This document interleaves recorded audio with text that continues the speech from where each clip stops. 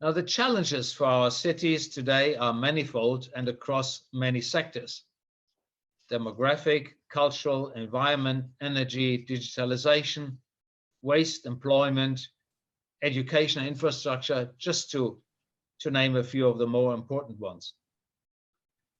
All the more important then that we have projects such as this that brings together the right people to exchange past experiences as well as future ideas. Livability is unique for every city, but the aim is the same for all, to ensure quality of life and well-being. Now, Innovation Precincts, the subject today, brings opportunities for industry, research, and education. They build partnerships, help launch entrepreneurial ventures, expand at competition, productivity, and of course, innovation. All of which are essential components for urban renewal. The IURC project and the collaboration it has engendered has already demonstrated the diversity of opportunity. And maybe let me quote Einstein on this. The world as we have created it is a process of our thinking. It cannot be changed without changing our thinking. Now, in order to change our thinking, we need to bring the best minds together. And this is precisely what is happening tonight. The IURC project is about the practical implementation of focused projects, as well as providing a functional platform of cooperation between stakeholders from all sectors: business, government, research institutions, to enable a better future for everyone. So let me conclude. I would like to thank Bruce for his continued involvement in this project. And I would also like to thank all of you for engaging with the EU in this fantastic endeavor. Thank you very much for your attention. Thank you very much indeed, Ambassador, and thanks indeed to the European Union for its initiative in establishing this project and for the support that it's provided to all of its participants. Innovation precincts are increasingly a topic of conversation right across the world. I think we all know that innovation is increasingly seen as being crucial to the prosperity of citizens and of regions. The European Union, for one, has invested a very large sum of money in promoting innovation that will address societal challenges. And what's been very interesting in this project is the way that cities themselves are engaging with the challenges of supporting innovation, and indeed seeing innovation precincts as one way of doing that. I'm particularly delighted to help us expand our understanding of that theme, to welcome my colleague, Professor Jago Dodson. Jago is the head of the Centre for Urban Research at RMIT, an absolutely leading site within Australia and indeed our region for research on cities and the various challenges which cities face. And it's with great pleasure that I invite Jago to share his thoughts with us now about innovation precincts. Over to you. And we'll wait for your slides to load, Jago. Great, thank you very much, Bruce. I'll just try and get my slides loaded up, which is always a challenge for me, but let me see.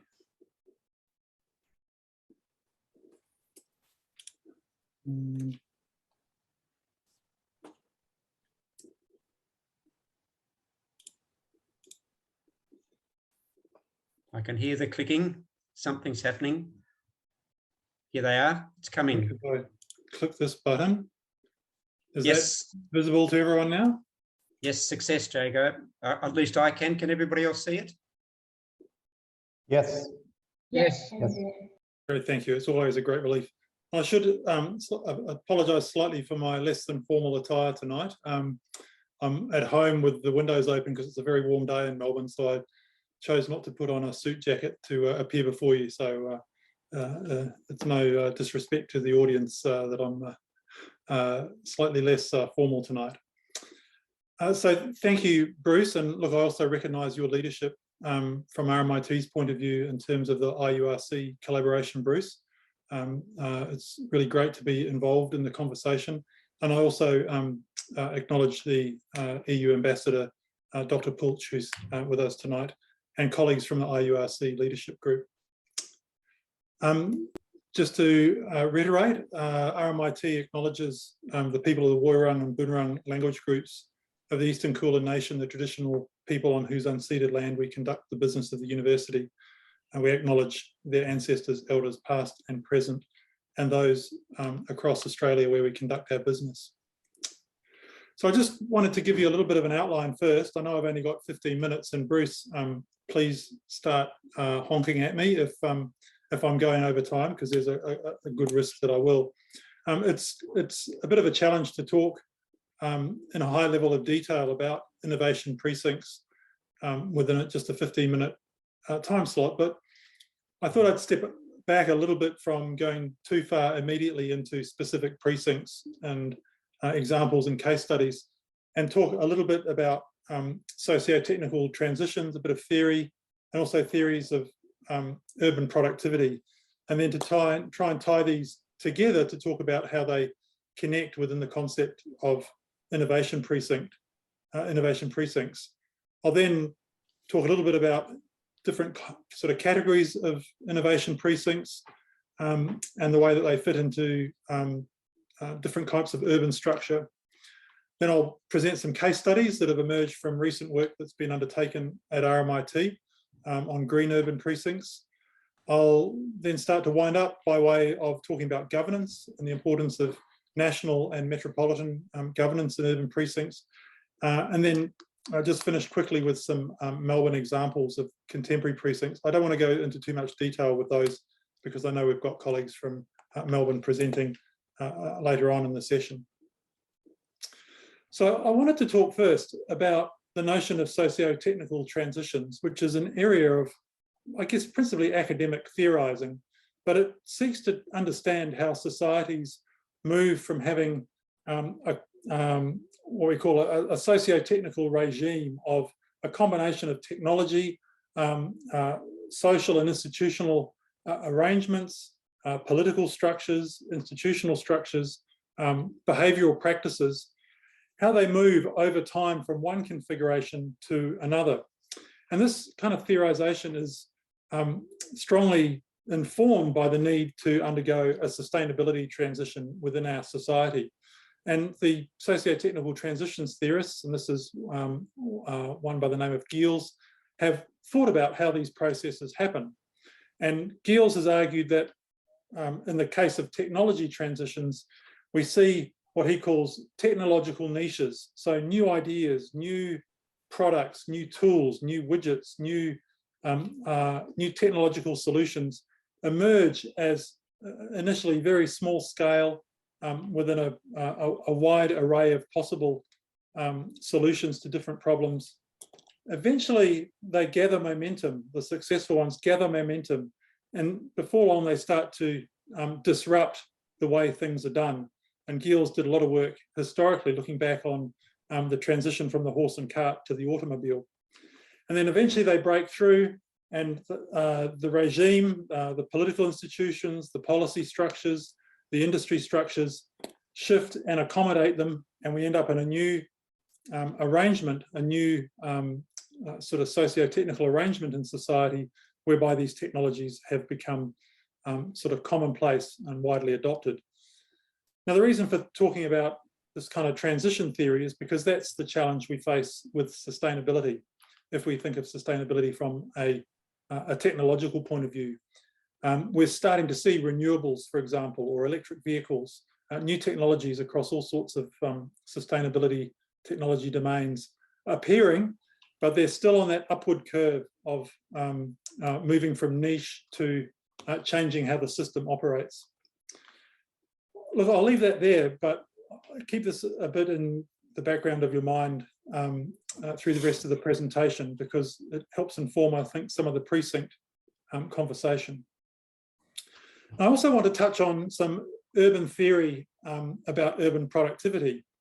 And this is another area of great debate because economists, urban geographers, urban planners have been talking about how we make cities productive for many years. And the sort of theory and literature on urban productivity has tended to settle on the notion that large economic agglomerations, i.e. cities, enhance economic productivity through three main mechanisms. One is shared infrastructure, that by sharing infrastructure, whether it's ports or roads or rail, etc., the costs per individual firm are greatly reduced, and therefore there's an efficiency and productivity gain. Large cities and agglomerations also provide access to deep labour markets. By being in a very large city, one has access from a firm point of view to a whole raft of different potential workers who might work in your business. And the more workers there are with deep skill sets, the more likely you are to be able to match the job that you have with a worker who can fill that job, and therefore the worker who does that job will be more productive than someone who's less well matched. And then finally, we have the notion of knowledge spillovers, that by putting lots of firms, lots of institutions, lots of organisations together in space, whether that's CBDs, clusters, or through networks, we end up with the sharing of ideas, the sharing of knowledge. Ideas spill out of each organisation into other organisations, and we get learning and innovation arising from that. So if we put all these three together, we get potentially higher levels of urban productivity, and specifically these knowledge spillovers to a great extent underpin the ideas around urban precincts, that by putting firms, public institutions, community organisations and other stakeholders together in specific locations and cities, we can get these spillover effects in terms of knowledge and ideas. So to go back to the socio-technical regime, the notion of precincts in terms of urban productivity and knowledge spillovers kind of operate at this lower level in the diagram. They're the places where the ideas, the niches can come together in space and then feed in potentially into this, this transition or this system change that can occur at a higher level. So that's just a bit of theoretical background. When we look at the different categories of innovation precincts that have been identified in the literature, and this is work by Anne Forsyth, who's an urban planner, there's many different categories that can exist and have been observed to exist. Corridors along, say, a major transport route like Route 28 in Boston, which is a globally well-known innovation precinct. Clumps, loose connections of buildings and office parks, such as the case of Cambridge in the UK. There's the traditional downtown cores or university districts, such as Soma in San Francisco, or what's known now as Silicon Alley in New York. There's the kind of new towns planned as campuses designed specifically for innovation, such as Tsukuba in Japan. And then there's some smaller scale, perhaps less significant categories, such as technology subdivisions. We have smaller sites in targeted locations or scattered buildings across an urban area. I think the point to note from the conversation tonight, which is about both innovation precincts and urban renewal, is that many of these categories of innovation precinct can also be redevelopment sites. And just to give an example of kind of how a metropolitan structure might contain multiple of these kind of examples, if we imagine a city with an outline to it, we might see an urban core with particular types of precinct and clustering. We might see a corridor where there's a set joined together. We might see some scattered technology subdivisions or technology sites, and we might see some new zones on the fringe, perhaps beyond the existing urban area that have been created, such as campus typologies. So it's useful to think in terms of precincts, in terms of these different kind of spatial typologies that they can exhibit. But I also want to talk about the innovation orientation of urban precincts. And I think this is something that the literature hasn't really grappled with sufficiently yet. Much of the conversation about innovation precincts is very much focused on questions of productivity, such as technology development, industry specialization, smart cities, and so forth. Very much focused on that, that economic innovation perspective. And there's a totally vast literature on these kind of questions. And I know Bruce is a particular specialist in this area. What we haven't seen quite so much is the literature on sustainability innovation precincts, such as zero carbon precincts, circular economy precincts, and so forth. And then a third category, which is just really starting to emerge in terms of grappling with it from an innovation point of view, which are what I would call social inclusion orientated precincts, where the focus is on livability, on social housing, community infrastructure, education, healthcare, and increasingly on questions like 20-minute neighbourhoods. So I think we need to keep in mind when we're talking about innovation precincts, exactly what orientation the precinct is aiming for. And ideally, they try and bring together all three of these categories. So I think it's fair to say, historically, say from the 1980s to the late 2000s, much of the focus was on the productivity orientation. So moving into perhaps focus a little bit on some of these social and sustainability orientated innovation precincts, I'd just like to highlight a report that was undertaken at RMIT last year in response to COVID-19 and questions of how could we use urban precincts as a means of responding to the challenges in Melbourne after COVID-19. And a group of early career researchers at RMIT undertook this report, which is available from the download address down the bottom there, which I'll put in the chat after I've finished. They looked at innovation in green urban precincts, particularly with social elements. This was a really critical dimension of the focus of this report. So I'll just briefly run through those, but Bruce, can I just have a time check? Sorry, I think you're on mute there. 6 minutes. 6 minutes, okay, I'm doing okay so far, but I'll keep moving pretty quickly. So one of the precincts that was investigated was the case of Augustenberg in Malmö in Sweden, which was an urban renewal precinct, but focused on a very early public housing estate that had been constructed in Malmö. It was a partnership of the Social Housing Agency, the municipality, and the European Union, which is often an important partner in many European precinct redevelopments. It was genuinely an urban renewal project, but they wanted to build in sustainability innovations as well as, I guess, overall through the renewal process, improve the social innovation of the precinct. There were a lot of energy efficiency initiatives like retrofitting of the building stock and renewable energy generation, including establishment of local composting and biogas facilities. And there was a great deal of attention to water sensitive urban design. This was a site that was subjected to fairly regular flooding, which was a real problem for the residents. As a result of this intervention, they incorporated water sensitive urban design into the landscape and consequently have almost completely prevented flooding. And water is now seen as less of a curse and now an asset for the precinct. As you can see in this photograph, they've used it to really enhance the landscape of the precinct.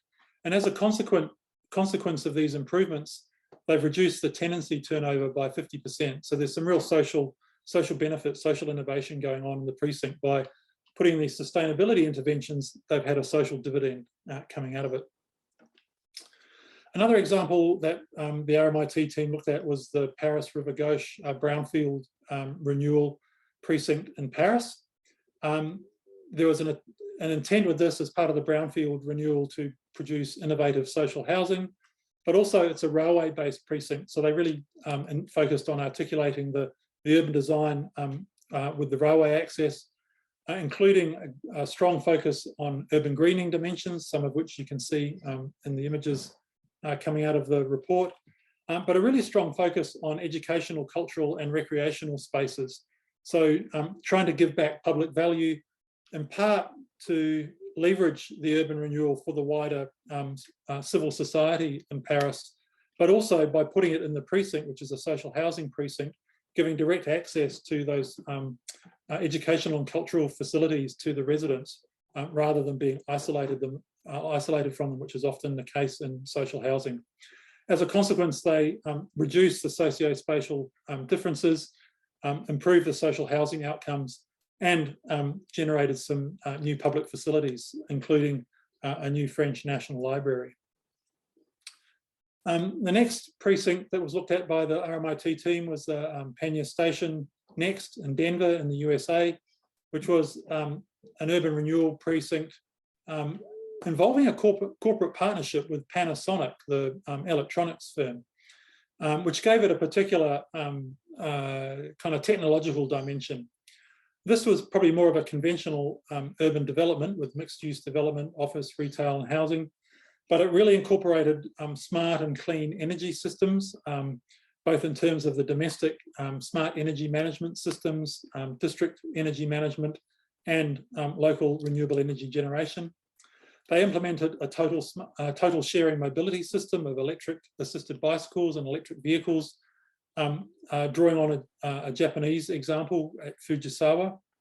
They also incorporated lots of urban greening and extensive... Excuse Jago, a couple more minutes, thanks. A couple more minutes, okay. Educational, cultural and recreation spaces. One of the innovation intentions, which I guess is both an urban greening and a sustainability and social innovation, is to ensure self-sufficiency in terms of jobs and housing. They achieved extensive open space and energy efficiency. And then look, the last one that I'll look at, though I think I might just skip over this because I'm running out of time, is the Valburn development in Freiburg, which is quite renowned internationally as a brownfield urban renewal program that produced mixed-use urban development, achieving a high level of internal self-containment in terms of local living. Significantly, it's a very low car neighbourhood, so almost zero car, not quite, but pretty close to zero car, running off renewable energy with extensive urban greening, and with a very interesting collaborative governance model that they applied. As a result, they've got a high level of livability, high level of local working, and very high and active sustainable travel levels. Now, just before Bruce winds me up, I did want to touch on questions of governance because these are often very important. And I just wanted to look at sort of another theoretical perspective on innovation systems at typically national or regional scale, whereby multiple actors, multiple players are brought together, whether they're producers at the core, research networks, suppliers of components, user groups, societal stakeholders, financiers, or public authorities. And you end up with this kind of ecosystem of interrelationships, which is both kind of a description of how good innovation systems can work, but also an ideal of what one is trying to achieve. And these principles have been applied in the Australian context at the national level through an innovation precincts policy, which we've actually implemented in Australia or developed in Australia. And so there is this kind of attempt to govern innovation systems and innovation precincts at the national level in our country. And that's applying 4 really key governance principles: local leadership, removing barriers to collaboration, building capability and networks, and skills development to support employability. So bringing these all together. So it's actually a really useful policy because it's really focused on governance as much as the precincts themselves. And interestingly, it also identifies failure factors, which I think is a really critical item to highlight, because we can present the really good case studies and the examples of what to do, but we also need to understand what not to do. And there's 3 big failure factors the Australian policy has identified. So prestige developments created for political logics, top-down picking winners, and just real estate games, big no-nos in terms of how precincts should be governed. I'm sure Bruce is about to cut me off, so I'll just touch on the very localization of these kind of principles of innovation systems and good frameworks and practices. And the notion of living labs has become quite prominent in the literature and in practice in recent years, based on shared governance models involving stakeholders across civil society, industry, government, academia, and so forth, through processes of co-creation, where solutions are created with people, not for people. And I term this a kind of a social infrastructure for innovation. We can have the physical precinct, we can have the beautiful buildings that are sustainable, running on renewable energy and using hardly any water, with beautiful landscaping around them, but the social infrastructure is absolutely critical to their success. I was going to talk a little bit about innovation precincts in Melbourne, but I might leave that, Bruce, if that's okay. We can come back to that if the Melbourne conversation requires it. So just to sum up, innovation is a really complex process, but we need to think of it within wider transition trajectories. It brings together key elements of urban productivity, and particularly those knowledge spillovers at the local scale. Precincts are a key mechanism for innovation, but they can take many different forms and approaches, and sustainability and inclusion are also really important. Governance is essential, and this is probably, I've skipped over this a little bit with the Melbourne conversation. Planning is important, but it's not sufficient. So I'll leave it there, Bruce, and take any questions. Thank you very much indeed, Jago. That's terrific. I think given the time that we're at, what we might do is ask people to save questions, but to use the chat. If you can please put your questions into the chat. Jago might answer some of them directly whilst we proceed, but otherwise we'll pick them up if we have space at the end. But I'm delighted that as part of our webinar tonight, we're able to offer 4 case studies from IURC cities. And we have 1 from Europe, 1 from Australia, and 2 from Korea. So I think this is a real privilege to see the different perspectives coming from these different parts of the world. And as our first case study, our first specific example, I'm delighted to welcome Javier Doreo Sanchez, who is the Head of Innovation at Distrito Castellana Norte. Please forgive my pronunciation, Javier, but welcome and over to you. Thank you very much. Well, let me share my screen. I think you can see the presentation. Yes. Yes. Well, first of all, thank you very much, Bruce, for the opportunity of speaking here.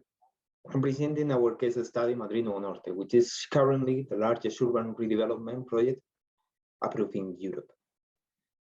The project is located in the heart of Madrid. As we can see here, it starts with the Chamartín station, which is going to become the most relevant high-speed railroad station here in Spain.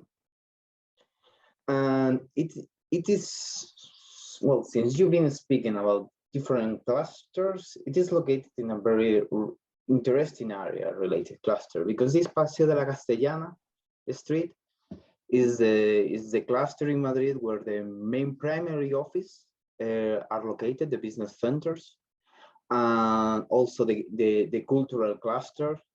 Here on the north, we have the technological cluster and the health cluster between the projects. So Madrid Norte is the opportunity to gather all these different clusters and create this new development. The project is start here at the Chamartín station inside the first ring road of Madrid, which is down 30, and goes more than 5 kilometers to the second ring road of Madrid, which is this one, the M40. This is current situation of the project. I mean, the railroad station that was previously there was creating like a gap between the city and separating the east side and the north side. And Madrid Norte came to tissue that urban problem, creating a linear park, a long park on the top of the railroads, and building a new business center and a livable city in the surroundings. Here we have some of the numbers of the project. More than 75% of the land will be dedicated, it will be publicly owned and dedicated for public use, meaning the streets, the squares, the green areas, the public buildings that will serve not only to the new citizen, but also the citizen in the surrounding, because as I mentioned before, this is in an existing city, it's a brownfield renovation. The project will create a new 10,500 housing units. 20% will be affordable, and the project will create more than 1.5 million square meters of tertiary uses, meaning office and retail, but at the street level. The project has included sustainability in the design since the very beginning. We've been developing different sustainability strategies, action plans that were done part of the urban regulation that was approved for the project. I mean, here in Madrid, for the project, we have to modify the general plan, the urban general plan, to make this project a reality. And this general plan already has very interesting and very relevant regulation that ensure that Madrid Nuevo Norte will be best practice in sustainability, at least in Europe. For example, we have specific regulation regarding how much energy efficiency the different buildings that will be generated here will be, and this regulation goes far beyond the national codes. Apart of that, once was approved, we've been developing different sectorial strategies that were basically creating prerequisites or requisites to the urbanization project. And the result of that strategies was, for example, we've been pre-certified by the two most relevant sustainable certification, which is bringing urbanism and lead communities internationally. And these different strategies, some of them are not, it is not a situation where you can deploy some of these strategies at large scale. So that is the reason we've been doing some research projects, a collaboration project at national, European level, mainly, in order to deploy different pilot project scale, in order to scale up the solution to the rest of Madrid Norte. For example, with Horizon 2020 project or working with philanthropist agencies. We cannot speak about everything in these 10 minutes, so I'm gonna give you only 3 ideas about what is the kind of activities we are going to do here in the project, and I'm gonna speak specifically about some ideas of our mobility strategy, our green infrastructure, and our energy model. Starting with the mobility strategy, it is very important to understand the current mobility infrastructure that the project already has, because it's inside of Madrid, and Madrid has a very good public transport connectivity. We can see here in this map that currently more than 3 million people can access using public transport to the area in only 30 minutes, and more than 5 million people will be able to access in 1 hour time. Additionally, since the project is located with the Chamartin station, which is going to become the main gate for the highest speed railroad here in Spain, and will have an opportunity to connect with the national at national level with this high speed train. And also, the project is located only at 5 minutes from the airport here in Madrid, Adolfo Suárez Madrid Barajas, which is the international connection from Latin cities, but from the rest of Europe and international level. So that's meaning that Madrid Nuevo Norte will have one of the best international national connectivity here in Europe. But speaking about what we are going to deploy in Madrid Nuevo Norte, we can see here that we're going to start with a walkable city. I mean, the project will be creating different eco networks and urban networks more related to personal mobility and being walkable. I'm creating a walkable city. Additionally to that, the project will generate a bicycle system that will connect with the system and the planning bicycle infrastructure here in Madrid. And will connect with the main public infrastructure, meaning the metro lines, generating a new metro line that will be connected with the existing ones, and developing 3 new metro stations, and developing a very interesting bus connectivity and regional train connectivity, developing new to regional train stations, and a bus rapid transit and several buses stops that will cover the connectivity of the project.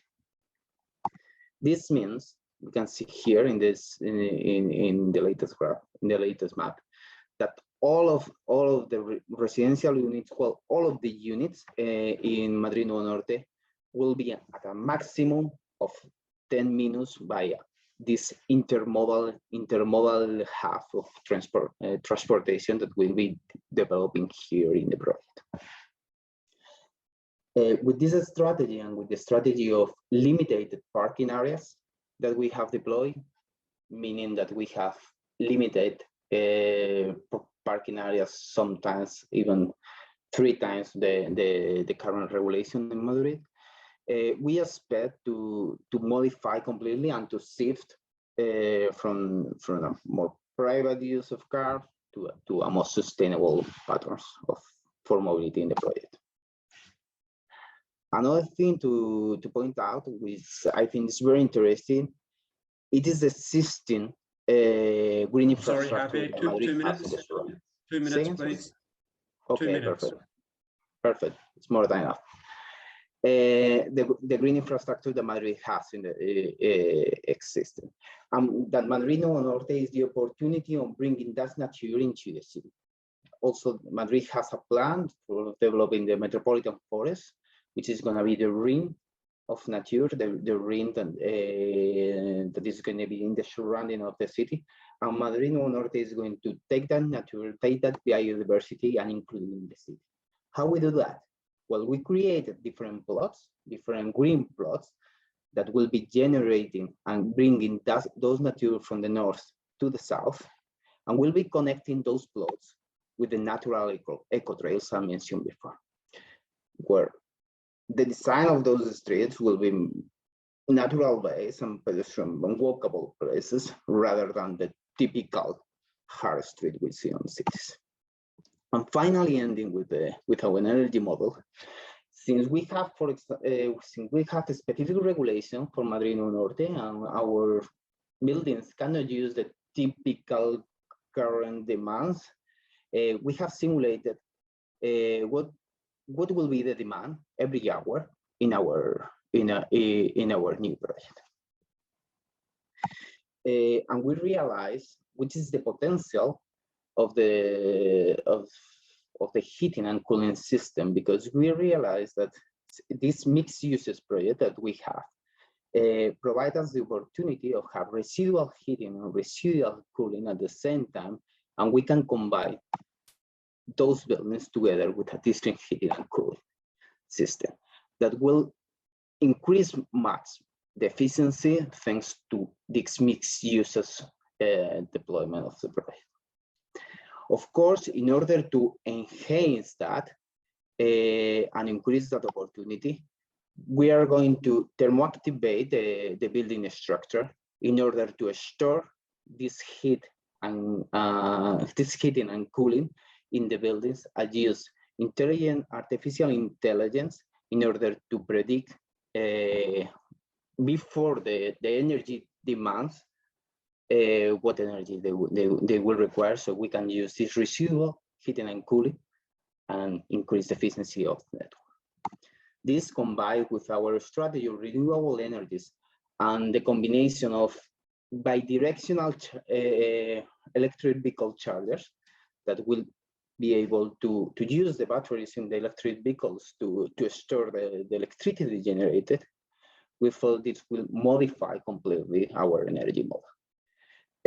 We are making a pilot project of this using an Horizon 2020 project. And well, this is part of our, I'm gonna finish with that slide. This is part of our decarbonization strategy, which is focused on positive energy buildings, prioritizing low carbon mobility, integrating a nature-based solution, and of course, taking into account the whole life cycle assessment, trying to use bio-based materials and low carbon embodied materials in the deployment of the project. We know that for deploying all these initiatives— Harvey, I think that's a good point to stop. Perfect. Do you want to say one last word? Yeah, no, well, that's perfect. I think we have now the opportunity to do it better, and we will do it. Thank you very much. Terrific. Thank you very much indeed. That's a very interesting and challenging and massive initiative. So thank you very much indeed for your description of it. I'm delighted now to turn to Incheon in Korea and to welcome Gu Hae-lim, who is the Director of Urban Regeneration Policy at Incheon Metropolitan Government. And again, my apologies for mispronunciation of the name, but over to you, Gu. Thank you very much. Yeah, good morning and good afternoon. Thank you for welcoming. Today, I'd like to introduce you to the cases of urban regeneration in Incheon. I think we just need to change the slides, that's all. Here we go. Yeah. Great. Let me start by sharing Incheon's vision towards our policy. Incheon is Korea's third most populous city with 3 million population, featuring the largest land area in the country. Over the past 8 decades, the city has made remarkable growth and development. Problems are here with the development of new towns such as the world-famous Songdo on the outskirts of the city. Economic infrastructures have moved out from the old towns, which in turn have lost their vitality due to the declining population and jobs, as well as increasing outward buildings. So a balance between old and new towns is a crucial point of view. For this reason, our city's vision towards urban regeneration is balanced development for mutual prosperity. Now, let's take a look at the cases of Incheon.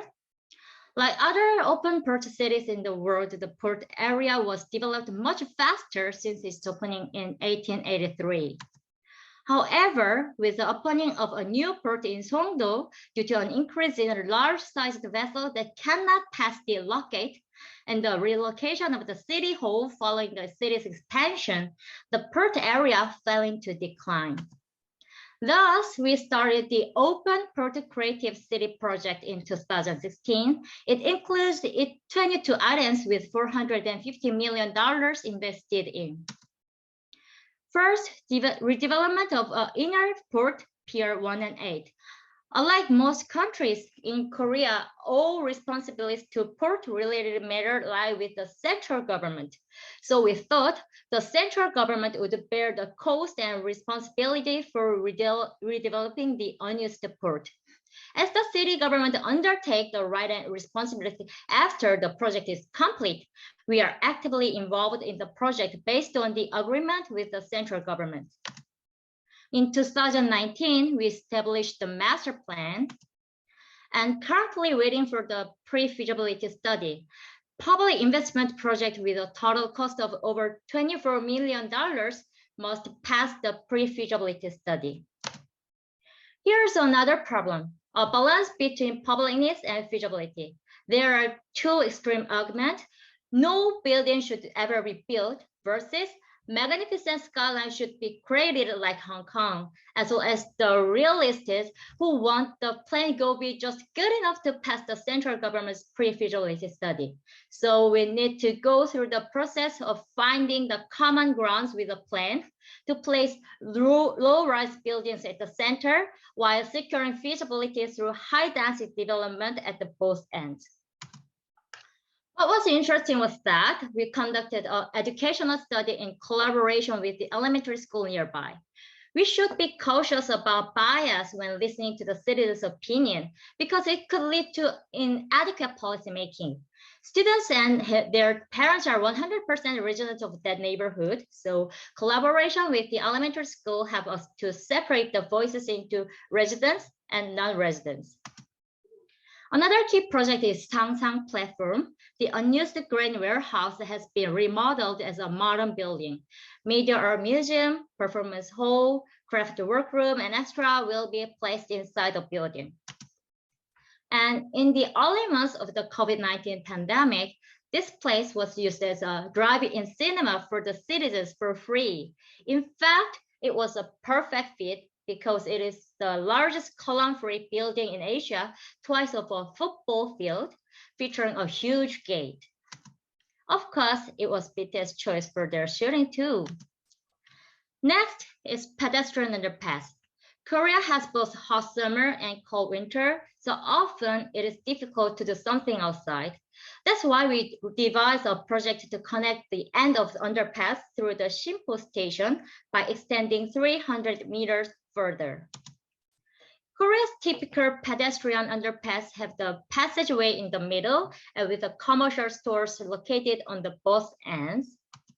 But because one of the most popular fried chicken places in Korea and a busy traditional market are all located here, building additional commercial zone was burdensome, with a question of necessity being raised. So we decided to build a small library and cultural space for the residents. And the design work is underway through international tender. Next, removal of the tour overpass. A decrease in cargo volume of inner port naturally led to a decline in traffic volume, and some changes had to be made. In the beginning, we thought about regenerating this structure, benchmarking the High Line in New York or the Solo in Seoul, but we found that there are problems here, such as the 4 to 6 wide lanes for round trip, the absence of surrounding facilities to connect to, and the limitation to transform it into tourism resources due to the lack of good landscape. And the complexity between columns, pedestrian crossing, railroad, cargo trucks have caused multiple accidents and several victims. So we decided to demolish the overpass. Now, when it comes to transportation policy, we consider other factors such as site, pedestrian connectivity, severance from town to town, then just smooth traffic flow, even if that would cause the slow traffic. What interested me is that the residents themselves demanded the demolition from the very beginning. So when I look back, public officers and experts should have needed to find something to show off.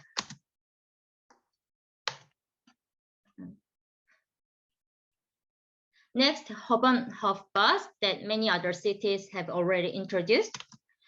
It takes about 1 hour by public transportation and only 20 minutes by car to travel from G Tower Songdo, where many UN offices are located, to the old town. If all parking lots are removed for the sake of the eco-friendly policy or public transportation policy, the number of family visitors who are willing to visit this hilly town carrying their strollers would drop quickly. This is why we ran a pilot project introducing the mobility that allows people to park their cars in the unused port area and to travel around very corner of the street on the bus. Some areas could face problems with other stakeholders such as taxi and bus companies, but we could avoid the potential issues because this area is walkable distance, and of course, there's no bus routes in operation. Lastly, I'd like to share with you the case of the old customs warehouse. The port area is off limit to the public and includes the old customs warehouse. As I mentioned earlier, major functions of the port have moved to the new port, leaving the idle spaces behind the customs office. Some part was designated as cultural heritage. Along with a shift in social attitude towards cultural heritage from the belief to protect it as if caring for a newborn baby to the concept of active utilization, The customs office and the city government bear the cost for the building and outdoor park creation respectively, and the Junggu district office takes the full responsibility for maintenance of the facility. Finally, it was opened to the public last fall after the completion of renovation. Normally, small-sized downtown parks do not have many facilities to sit and rest to keep places clean. But when you listen to the opinions before starting design, the prevailing view was that even if that could entail extra cleaning, accommodating as many visitors as possible would matter more. And finally, I'll show you other projects briefly. Other major cases include remodeling Korea's first ever highway into a large park to solve the community severance, restoring the streams covered for parking and passage, and attracting food-related startups and stores, and creating the hub for musical activities by utilizing the former US military camp. All these have been focused on giving the unused SOC facilities a new function to enrich the lives of citizens and ultimately to contribute to circulation of the local economy. These are factors to consider in promoting urban regeneration. In fact, these are universal values for any policy development. After all, the policy itself is what has people fully focused on their everyday lives. Because the parking space that we plan is not just parking space, we are able to secure when coming back from work would allow us to spend 20 more minutes with our children at home every day. So this is the end of my presentation. I hope you find it informative and useful. Thank you. We did indeed find it very useful. Thank you very much indeed. I think we'll keep going again to the next presentation, and I encourage you to put any questions into the chat. And hopefully we'll have time at the end to consider all of them. But now back to a place very near to me, Melbourne in Australia, and I'm delighted to welcome Geordie McInerney from the City of Melbourne. Geordie, over to you. Thanks, Bruce. Apologies everyone for not having my video on. My internet connection is a little bit shaky at the moment, so if I cut out at all, my apologies. I'll just bring up my screen and make sure you can all see that. Can everyone see that okay? It's there now, thank you. Great. Okay, cool. So my name is Geordie McInerney and I work in the precinct delivery team at the City of Melbourne. I'm a senior strategic planner and I've been working at the city for about 5 years now on our innovation precincts. Before I go any further, I would, on behalf of the City of Melbourne, I'd like to respectfully acknowledge the traditional custodians of the land from which the City of Melbourne sits, the Bunurong, Bunurong and Wurundjeri Woi-wurrung peoples of the Eastern Kulin Nation, and pay respect to their elders past, present and emerging. I'd also like to extend my respects to any elders of any communities that might otherwise be here in the room today. In the virtual room, I should say. So just as a little bit of a bird's eye view to start off with, this is kind of broadly the shape of Melbourne, the municipality of the City of Melbourne. So we have here the central city, and then we have a few of our innovation precincts highlighted. Just to give you a sense of how innovation precincts sit together, so MID City North has a specialism in biomedical, health tech and social innovation. Our other up-and-coming innovation precinct over here, Arden, has a health and life science industries specialisation, or it will in the future. And then finally, Fisherman's Bend has an advanced manufacturing focus. City of Melbourne has a kind of three-part role in innovation precincts. So my team in particular looks at strategic partnerships. So we work very collaboratively with the Victorian government, with our university partners, which includes RMIT and other key organisations in our innovation precinct. We also look at leveraging investment in and advocacy for our innovation precincts, particularly when it comes to planning in the public realm. We also dabble in creating places and spaces for innovation. So that's strategic planning and master planning, public realm enhancements and capital works projects, and demonstrator projects in the public realm. So for example, our 5G and IoT testbed. We also support our innovation enterprise ecosystems. So we are very supportive of our startup community. We have a startup action plan, which looks at different mechanisms for supporting the entrepreneurial ecosystem in Melbourne. We have an economic development strategy, which is very focused on our innovation ecosystem. And we also have business engagement programs from very small kind of 1 or 2 person businesses right up to our biggest businesses in the city. I'll start with our Fisherman's Bend Innovation Precinct. I'm going to go through all 3 and focus a little bit more on our City North Innovation Precinct at the end, because that's the one I personally work on. So as I mentioned before, Fisherman's Bend has an advanced manufacturing focus. It's just south and west of the central city here, which you can see up here. It's Australia's largest urban renewal precinct at 250 hectares. The employment precinct, which is the yellow part in here, which is all currently owned by the Victorian government, is 250 hectares. So it's quite a substantial piece of land that the government is looking at. It will soon be home to the University of Melbourne's engineering campus, which is set to open in 2024, and will also be home to a brand new innovation precinct, which is on the former GMH site which is the General Motors Holland company, or used to be. The area has a really rich history of innovation. It's home to the Vegemite factory, if any of you have heard of Vegemite. And also, as I already mentioned, it's home to General Motors Holland, so was one of the largest manufacturing areas and has been for a very long time. There's currently a cluster of really high-value research and manufacturing organisations down there. So Defence Science Technologies does a lot of work down there. Boeing is located down there. We have the Australian Road Research Board. We have Siemens located down there, and also Blackmagic, which is one of the world's biggest special effects firms. And now has also pivoted during the pandemic to making low-cost but high-tech cameras for TikTok creators, which I think is really cool. We also, as one of our flagship kind of first cab off the rank projects, have partnered with the City of Melbourne have partnered with the Victorian government on what is called the Gateway to GMH project. And as part of that, we are currently running an open innovation competition. So we're going out to the community and asking them to respond to this challenge, which is, as the Fisherman's Bend National Employment Innovation Cluster continues to evolve its legacy as a site for innovation, how might we use data and technology to enable a shared and equal understanding of the impact of our daily choices so we can drive change towards a more resilient future? So we're asking community members, so we're inviting creatives and technology specialists and kind of residents to respond to this question and come up with pilot projects that will then deploy into the public realm. So there's quite a substantial amount of prize money. It's about $70,000 up for grabs for people to kind of bring their ideas to life. And I'll pop a link to the innovation challenge in the chat after I'm done.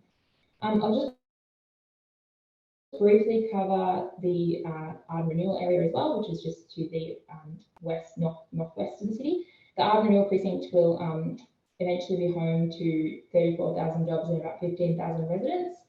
The new Ard Metro station will be home to the new Ard Metro station and the new hospital, and it's also got an innovation hub proposed for the centre of the precinct.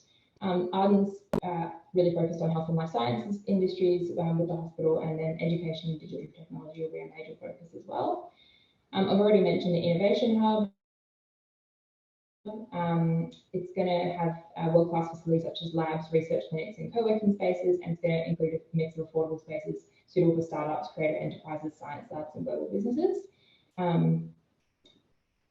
And now, finally, I'll talk about City North in a little bit more detail. So City North is just north of the central city. You can see this is the central city down here. We've got all the very regimented grids.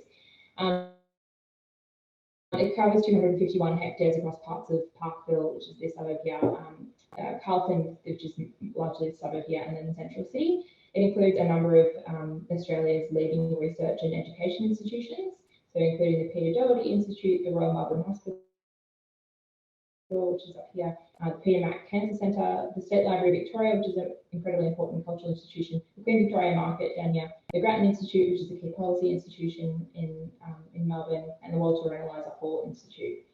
So between them, the specialisations are and digital health tech and social innovation. And the Global Institute of Innovation Districts recently did an audit of the Melbourne Innovation District and called it a powerhouse of R&D. So it's attracted $4.5 billion Australian in R&D funding between 2009 and 2018. So in terms of this innovation precinct, pre-COVID, it was home to about 33,000 residents, and 3/4 of those are aged between 15 and 34. So it's a very young area of the city, which is largely due to the amount of students that live there. We had about 135,000 students in this area, and about 40,000 of those are international students. And there were over 13,000 people employed in university research roles or at knowledge-intensive companies. And we are expecting over the next year or so for those numbers to bounce back relatively close to what they were pre-COVID. It's also an area that's undergoing substantial transformation. So I've already mentioned that there are 2 new metro stations that are going into this area, but there's also hundreds of millions of dollars worth of public and private investment going into this area as well. So we have the CSL, so the Commonwealth Science Laboratories Global Headquarters is moving into the area, which is a significant investment. The University of Melbourne Connect, so the University of Melbourne has its own innovation precinct within a building, which is this up here, you can see in this render. The RMIT Social Innovation Precinct, which will be just north of the city, and you can see it here. The Queen Victoria Market Renewal, which is about a $260 million project that's being led by the City of Melbourne. And then the Australian Institute for Infectious Diseases and Global Health will also be located in this area. So I think, just to echo my colleagues in Madrid and Incheon who've already mentioned kind of the kind of planning and governance and making decisions about large areas of the city that are undergoing rapid amounts of change is an ongoing challenge for us. The things that we're interested in understanding is the relationship between local governments and cities and the innovation ecosystem, and the role that the city can play in nurturing innovation. That's kind of an ongoing kind of question for us. The role local government plays in establishing and operating innovation hubs, because that's kind of an area that we're getting into. And then how do we facilitate an active public realm that both supports and showcases innovation? And we're doing that in bits and pieces across the city, but how do we do that more kind of cohesively? And that's me. Thank you very much indeed, Geordie, and that's a very interesting note on which to finish. There are 3 key questions that I think the IURC cities can all contribute to in one way or the other. So that's an extremely constructive way of shaping our discussion. Thank you. And finally, we have another Korean city. Let me now welcome Changwon Choi, who is from Sejong City. So I'm just finding my sheet. Head of Smart City team in the Smart City division of Sejong City. Welcome, Changwon. Over to you.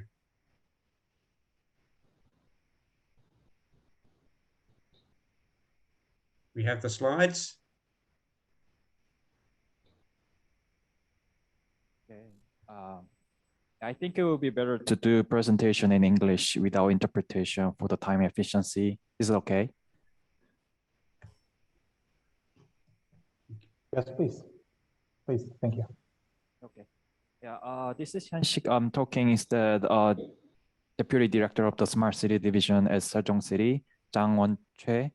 And first of all, it's a great honor to be given an opportunity to introduce Sejong Smart City.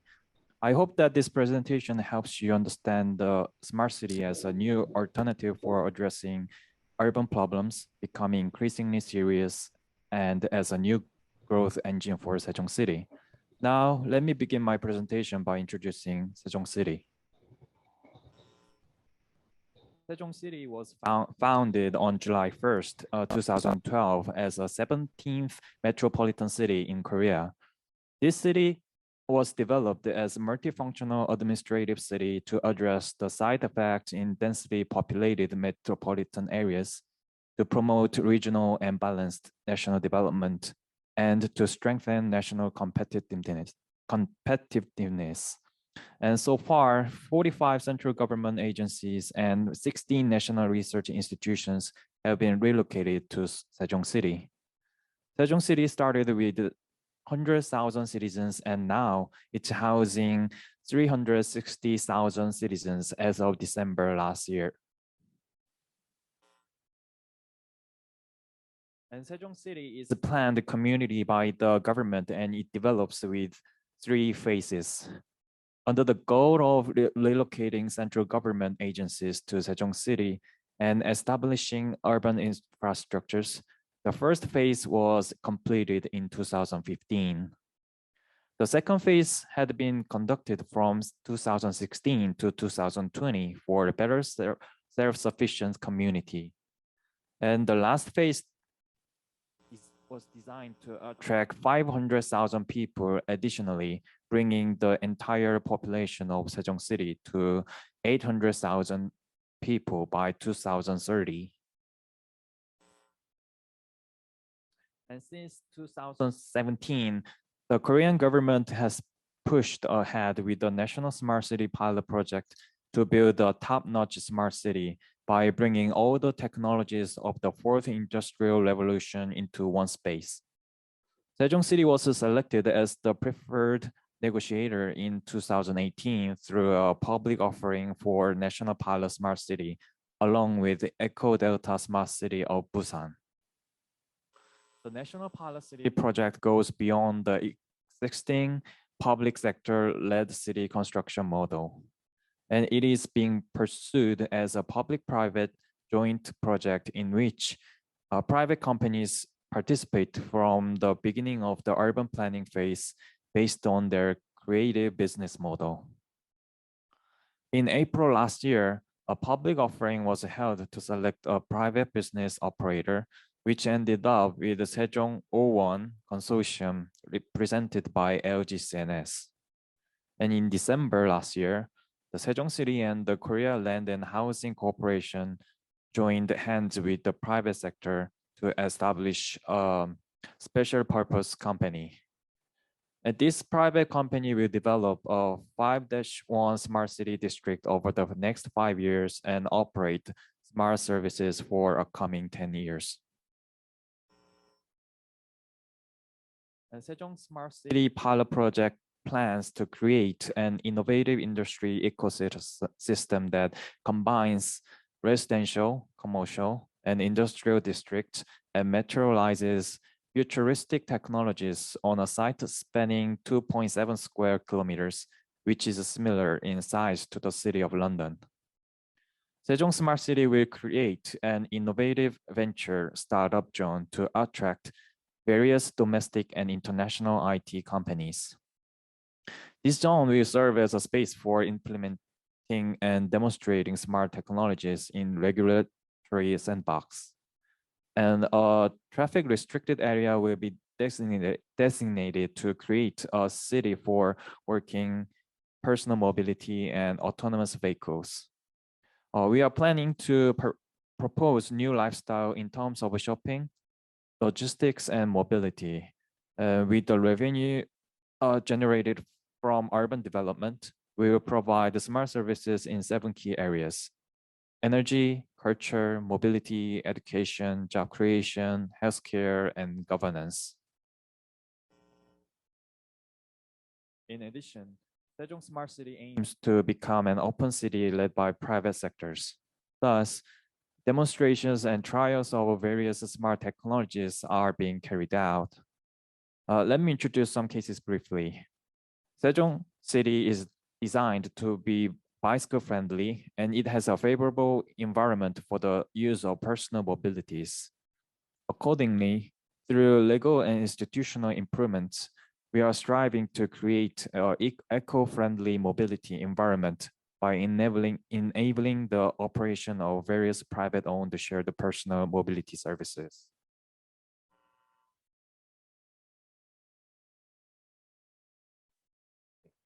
Last year, Sejong City launched a new demand-responsive transportation service called the Shuttle. This is an on-demand bus service in which users can designate a pickup and drop-off points through a mobile app, and an AI system finds out an optimal bus route to carry the passengers. This service wasn't adopted due to current regulations, but it is being operated in Sejong City through a regulatory sandbox. And it is emerging as a new alternative vehicle for public transportation at a time when it has become difficult to increase the number of taxis and bus routes. We are planning to keep expanding the service area and scope based on empirical data continuously.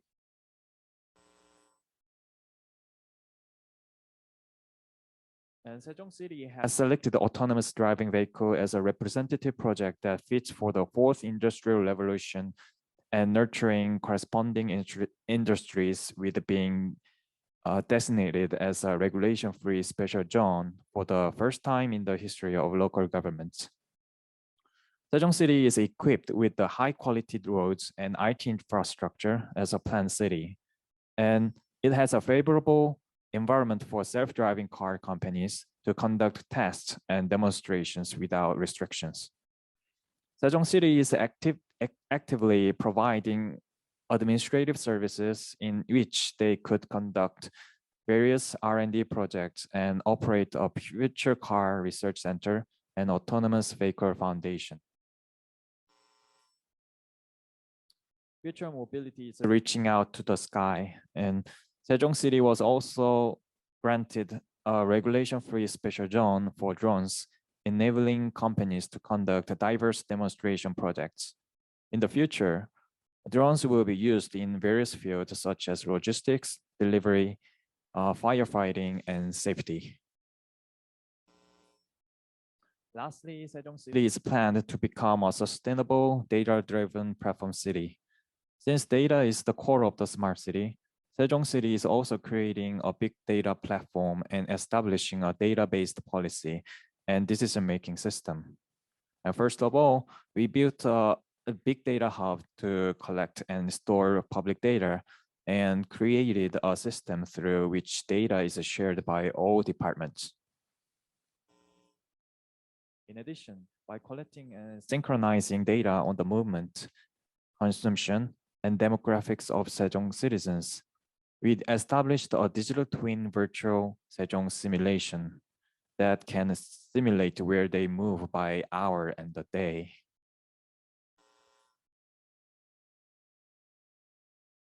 We are using this simulation to propose optimal and data-based framework for decision-making.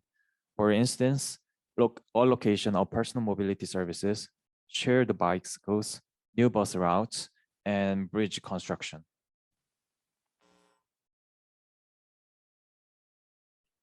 This concludes my presentation on the current status of Sejong Smart City.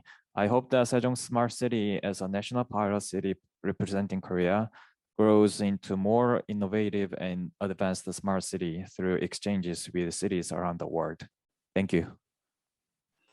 Thank you very much indeed. That's another excellent presentation. And I think together the four presentations provide quite diverse insights to the kinds of innovation precincts that just within our four case studies, and it bears out Jago's point in his earlier presentation about the different priorities, whether they're sectorally based or whether they're geographically based, whether they're sustainability based or and deeply technologically based in other cases. So that's a very interesting set. Now we have had some conversation occurring in the chat.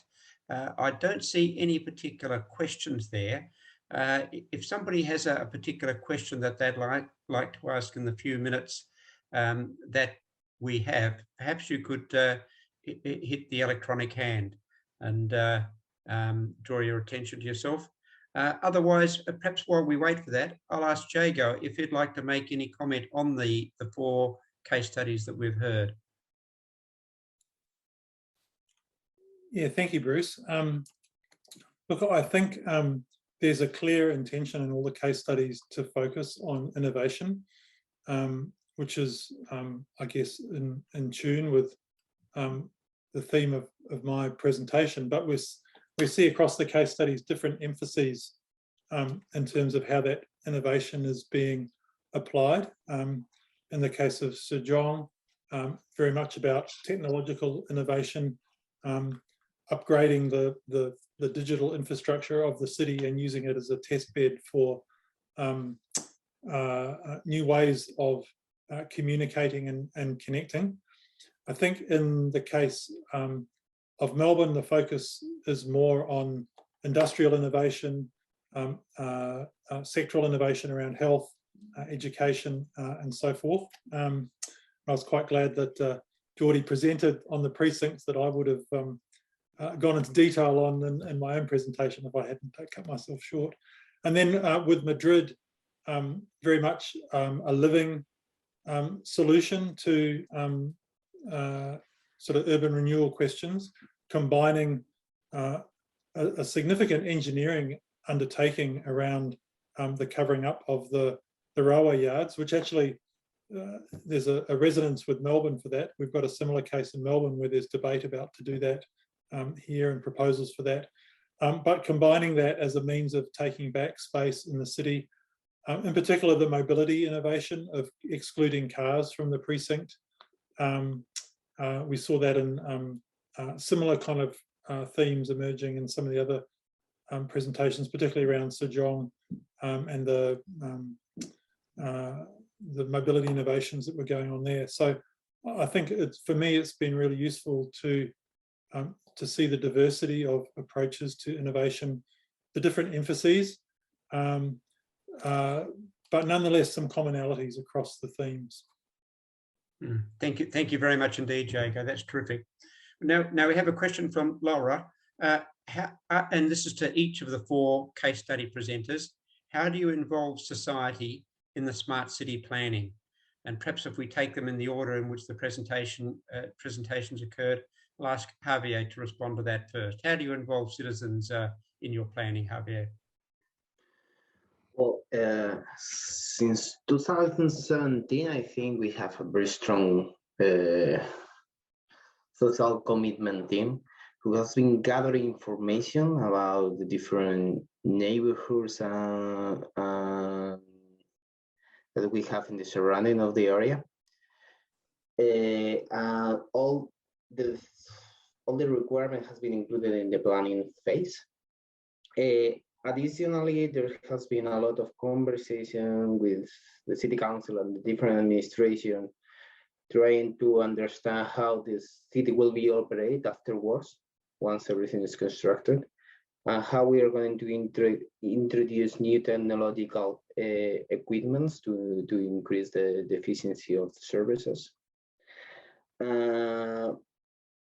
But everything was working over this social commitment department, meaning that always trying to understand what are the requirements of different citizens, also working with the different companies and staff that could be joining within the project, and trying to understand the needs in order to deploy them in the urbanization project, which is the phase we are at this stage.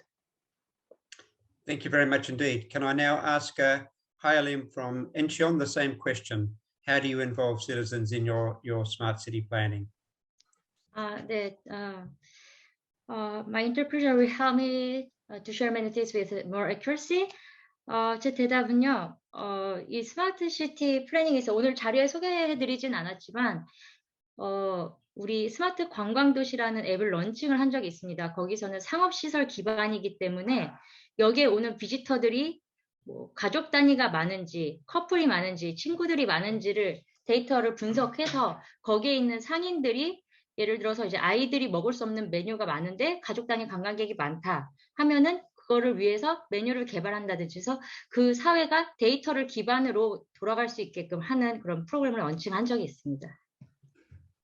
My answer is that I haven't really introduced this system, but we recently developed the application, that Smart City Sightseeing app, that allows people to select their best location to visit by analyzing the data, such as we can analyze who are visiting this place more or their, for example, family visitors, couple visitors, friend visitors. So we analyze that kind of big data to help them select the best choice of visiting. So we that way, we actually introduced a smart way of sightseeing for the citizens and visitors. Thank you. Thank you for that. Thank you. Geordie from Melbourne. Hi everyone, thanks for the question. I guess the answer is in the planning stages for each of our kind of strategic planning documents, we go through a community engagement phase for each of those, and then for each particular project, like implementation project, we also go through a community engagement process. We also listen to community feedback by our councillors, so they we have regular communication by councillors, and they regularly communicate with our residents and citizens. And then the other ways that we involve citizens in our planning for our innovation precincts is through things like the innovation challenge, which I shared in the chat. So we try as much as possible to directly source ideas and feedback from our community members as much as possible, and we do that through a variety of different ways, but one of the main ways is through our innovation challenges and things like that. If that answers the question. Thank you. And finally, Changwon in Sejong. Can you respond to the question, please?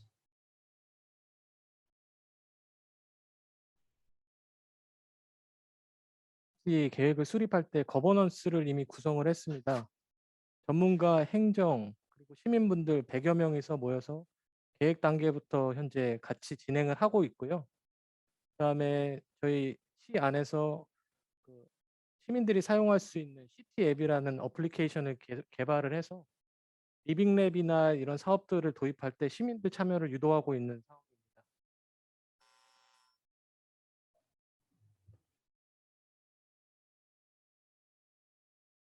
Yes, we have built the governments that the citizens can join for the development of the smart city, and there are about 100 people here, and we developed a city application app to encourage citizens to participate.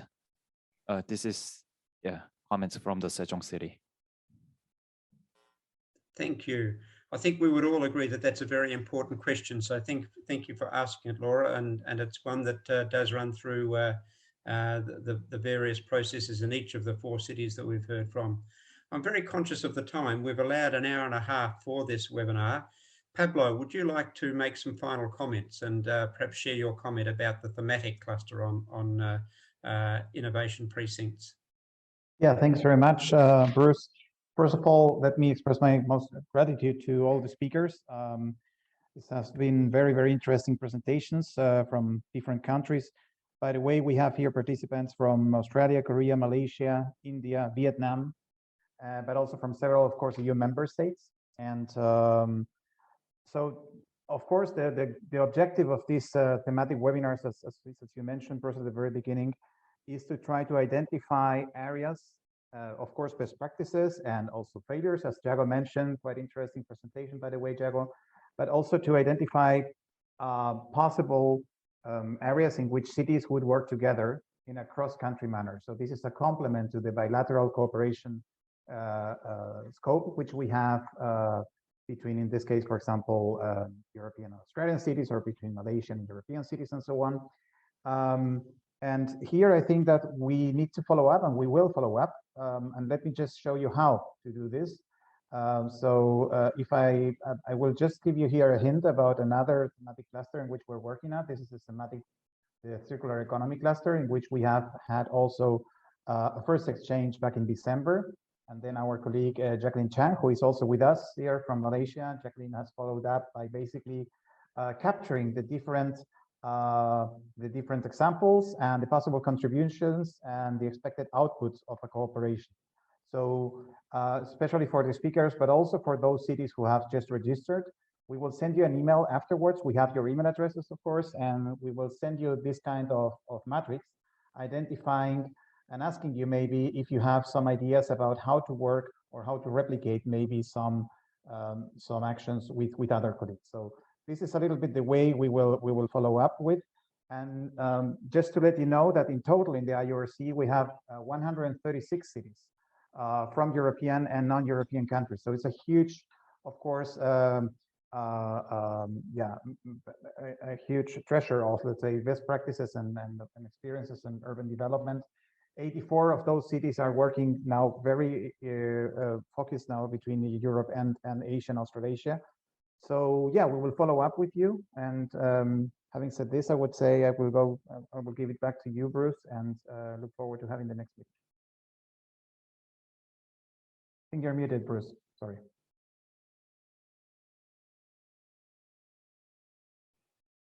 Thank you very much indeed, Pablo. And can I add my thanks to yours, to all of our presenters, starting with the ambassador, but also thanks very much indeed, Jago, Javier, Halim, Geordie, and Changwon.